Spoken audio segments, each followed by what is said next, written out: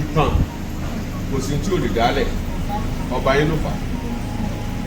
àwọn àpè ní gàmbàrí ó tó bẹ́ẹ̀ o. Why? Because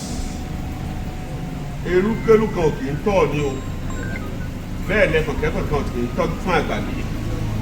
ọ̀ndà ẹni tó lọ sápamọ́ sí tẹ́lẹ̀ ó ti sọ ń jà olójúbò kódà kò sí nǹkan tá a lè pè fúlàní kódà ìjọ fúlàní tẹ́lẹ̀ kódà ìmọ̀ yìí pé olójúbò ń bọ̀ ní ìta kankan sí ọlọ́run ló yọjọ́ tó máa jọba o mo sọ fún gbàgbé wá bí níbi 3 weeks gbàgbé tó bá jẹ́ pé rí mú bẹ̀rẹ̀ kọ́ ló máa sọ̀rọ̀ lélẹ̀ 10 o'clock láàrin invitation ẹ̀ tẹ̀ mí lọ́wọ́ mo ti send many delegations tí gbogbo agbègbè tó fẹ́ jọba ẹ̀ ṣe announcement lórí rédíò. mo náà announcement lórí rédíò. mo ní tó bá gbọ́ òun gangan mú kán nà kárí kójú ẹ̀ yíbò kó mọ̀ rí nà mọ́ but nígbà tó lójú ló máa ṣe wèrè ló náà aago 6 àdájí ló dé ládé aago 6 àdájí ó ní kílẹ̀ tó mọ́ bí òjì dádé gbogbo bẹ̀rẹ̀ wáyé níbi àwọn ọmọ tá a rán lọ àtàwọn ọlọ́pàá àbí àwọn adébẹ̀ yá á ní bàbá wọn àṣẹ ìkankan bí kúkú wọn àṣẹ ìkankan kẹ àwọn tí wọn abẹ́ láti fi aago 8 àbọ̀ sí 9 gbogbo agbègbè rẹ náà ti yípo wọn ní wọn àṣẹ ìkankan bí àfibìrì a máa rí tàbárí lórí Facebook gàdàgbà ó ti dádé láago 6 àdájí olórí ìyá rẹ̀ kú ọyọ. ọba Babátúndé Adéyeye Ogunwusi Ojaja II bàbá gbogbo wa ni àti Yorùbá tó wà nílẹ̀ Haúsá o àti Yorùbá tó wà nílẹ̀ Ìgbò àti tó wà ní Imo káàkiri àgbáńláyé bàbá gbogbo wa ni. Bàbá fẹ́ràn gbogbo wa wọ́n nífẹ̀ẹ́ wa ṣùgbọ́n kò sí bí a ṣe lè rìn torí òní mi nítorí gbà mí a máa wà tó bá wo ẹni tí o bá ń tẹ̀lé ẹsẹ̀ ni wà máa wò ẹni tó bá dẹ̀ ń tẹ̀lé tí kò fún ẹ lọ́àyè láti rí ìmọ́lẹ̀ sí àwọn nǹkan kọ̀ọ̀kan ó ṣeé ṣe kó o ṣe àṣìṣe. Màá kọ́kọ́ fẹ́ fi àsìkò yìí máa fi tọrọ àforíjì lọ́wọ́ bàbá wa kábíyèsí Babátúndé Ogunwusi Ojaja II Ọọ̀ni of Ifẹ̀ pé kí wọ́n ṣe àforíjì fún mi ní àwọn àṣìṣe kọ̀ọ̀kan tí mo ti ṣe sẹ́yìn látorí bí Ojenpetu community bó ṣe bẹ̀rẹ̀ bí a ṣe ṣe àṣìṣe láti lọ rìn nílànà tí kò tọ́ sí àwọn ibì kan tó fi jẹ́ pé ibi tí ó yẹ ká lọ ibẹ̀ kọ́ la lọ nítorí pé ní ìlú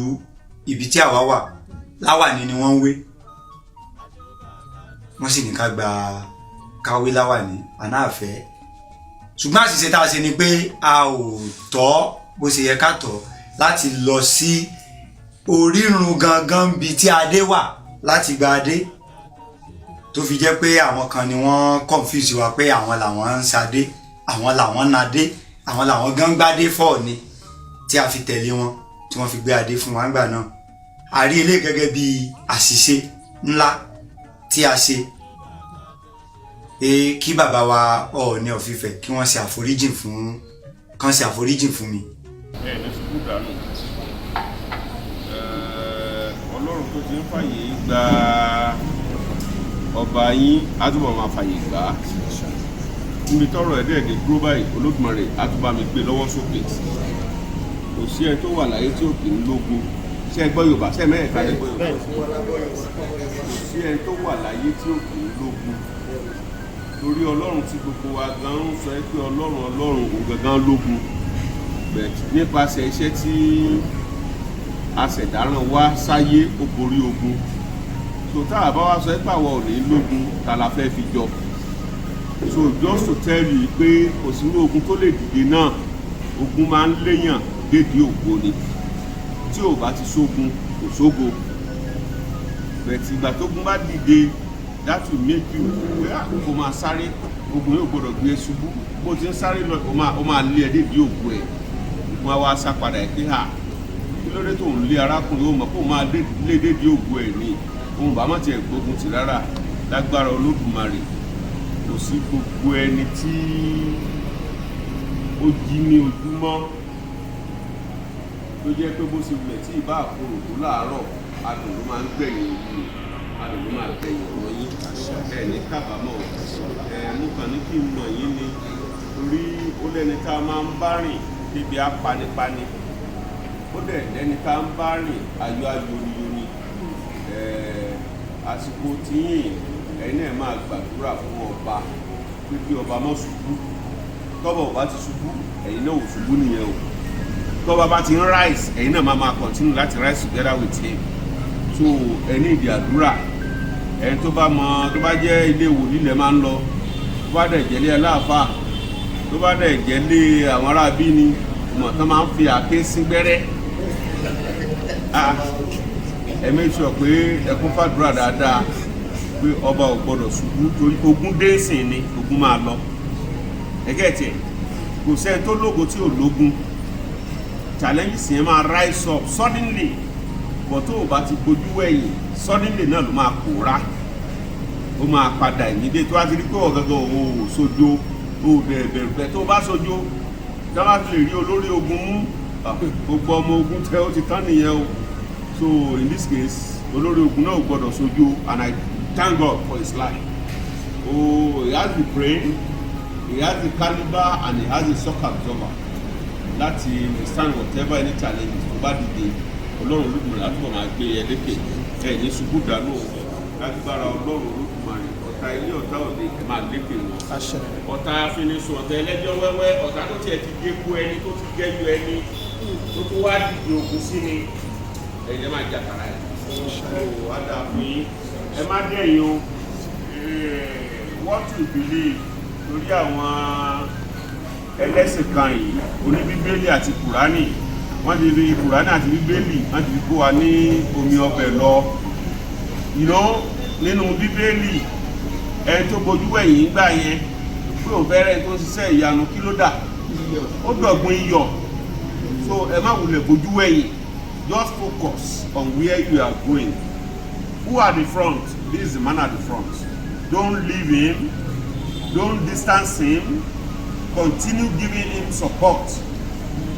until it will get to its destination ọlọ́run àwa pẹ̀lú yín ẹ ṣé mo dúpẹ́ o kò sí tí ò lè dálẹ̀ ọba yín ló fà á bá pè ní gàmbàrí ó tó bẹ́ẹ̀ o why because erúkérú kan ò kì í tọ̀ ni o bẹ́ẹ̀ lẹ́sọ̀ kẹ́kọ̀ọ́ kan ò kì í tọ́jú fún àgbàlẹ̀ ọ̀ndà ẹni tó lọ sápamọ́ sí tẹ́lẹ̀ ọ̀ndà olódùkú kódà kò sí nǹkan tá a lè pè fúlàní kódà ìjọ fúlàní tẹ́lẹ̀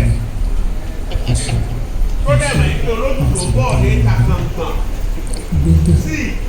ọlọ́run ló yọ́njọ́ tó máa jọba o mo sọ fún gbàgbọ́ wá níbi ìpínlẹ̀ ṣe gbà mí tó bá jẹ́ pé mú bẹ̀rù kọ́ ló máa sọ̀rọ̀ lé 10 o'clock láàrin invitation ẹ̀fẹ̀ lọ́wọ́ mo ti send in many delegations to gbogbo àgbègbè tó fẹ́ jọba ìṣe. Mo náà announcement to the radio. Mo ní tó bá gbọ́ òun gangan mú kán nà kárí kójú ẹ̀ yíbò kó mọ̀ rí nà mọ́ but nígbà tó lójú ló máa ṣe wèrè ló náà aago 6 àdájí ló dé ládé aago 6 àdájí ó ní kílẹ̀ tó mọ́ tí ò ti dádé gbogbo bẹ̀rẹ̀ wáyé níbi àwọn ọmọ tá a rán lọ àtàwọn ọlọ́pàá níbi àwọn adébẹ̀ yá á ní bàbá wọn àṣẹ kankan bí wọn àṣẹ kankan kẹ àwọn tí wọn abẹ́lẹ̀ àti aago 8 àbọ̀ sí 9 gbogbo agbègbè rẹ náà ti yípo wọn ní wọn àṣẹ kankan bí àfi bìrì a máa rí tàbá rí lórí Facebook gàdàgbà bó ti dádé láago 6 àdájí olórí ìyá rẹ̀ kú ọyọ òwò àmì à ń pè ní fúlàní fún à ń pè ní gàmbàrí ó tó bẹ́ẹ̀ torí abẹ́ ẹni tẹ́ ẹ lọ sá sí ni. And I met him one-on-one. Me, as an Ọbalúfẹ, told me. I met him for about 3 times. Láti resolve the issue yìí. Kí la fẹ́ gbà nù wàhálà?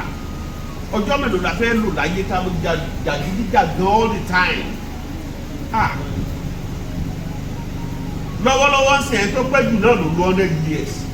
Pé ó pẹ́ jù orí ìrìnàjò ọ̀dẹ̀ ọmọ rẹ̀ tọ́jú ẹ̀ ló 100 years. Àwọn bàbá ńlá wa àwọn ìyá wa ń lo 130 142 ìyá tó bí dádì mi he spent there 124 years kó tó papòdà but wàhálà ká kó sọ́kàn sí ó ti pọ̀ jù